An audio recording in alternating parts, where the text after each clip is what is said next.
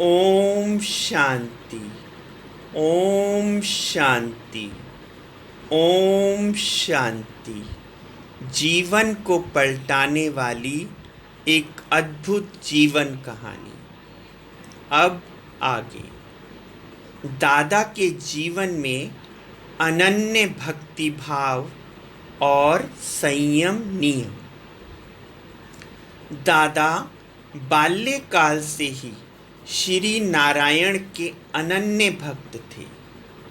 श्री नारायण की स्मृति उन्हें इतनी प्रिय थी कि वे अपने पूजा पाठ के कक्ष के अतिरिक्त श्री नारायण का चित्र अपने शयनागार में और अपने सिरहाने के नीचे भी रखते थे।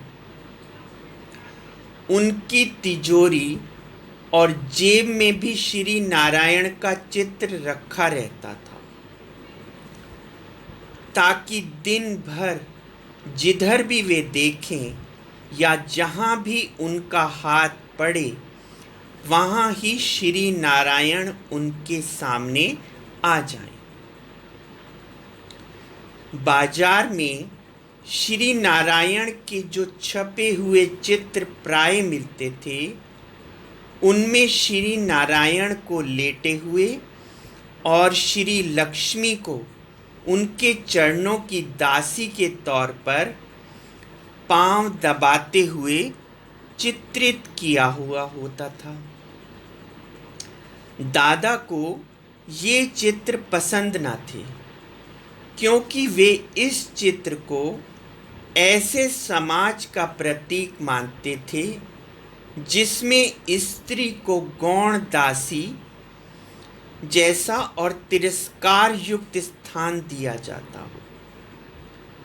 दादा स्त्री के स्थान को पुरुषों के स्थान से गौण नहीं मानते थे, इसलिए वे चित्रकार से ऐसा चित्र बनवा लेते थे जिसमें कि लक्ष्मी का दासी भाव अंकित ना हो। दादा का भक्ति भाव इतना परिपक्व था कि व्यापार या घर की कैसी भी परिस्थिति हो, वे एक दिन भी भक्ति और पाठ के नित्य नियम से नहीं चूकते थे। चाहे वे रेल यात्रा कर रहे हों तो भी वे श्रीमद् भागवत गीता का पाठ अवश्य करते थे, क्योंकि गीता में उनकी अनन्य श्रद्धा थी। दादा की श्रद्धा भक्ति के बारे में ब्रह्मा कुमारी ब्रिज इंदिरा जी ने लिखा है कि जिन राजाओं महाराजाओं तथा धनाढ़ व्यक्तियों के साथ दादा का हीरे जवाहरात का व्यापार था, वे कई बार उनके यहाँ अतिथि बनकर आते और उनकी गाड़ी के पहुँचने का समय कई बार वही होता था, परंतु फिर भी दादा भक्ति और पाठ को नहीं छोड़ते थे। दादा का खान पान और रहन सहन सात्विक जैसा था। जब कभी वह मित्रों को भोज या पार्टी देते तो उसमें सिगरेट, शराब आदि की गंध भी नहीं होती थी। दादा द्वारा दिए गए भोज में सम्मिलित होने वाले राजा तथा रईस लोग कई बार सिगरेट, शराब आदि को ना पाकर विनोदपूर्ण लहजे में कहते, दादा पार्टी फीकी रही। परंतु दादा मुस्कुराते हुए उत्तर देते, आपके लिए हम अपना धर्म थोड़े ही भ्रष्ट करेंगे। आप तो हमें कागज के नोट देते हैं, परंतु हम तो उनके बदले में आपको हीरे देते हैं।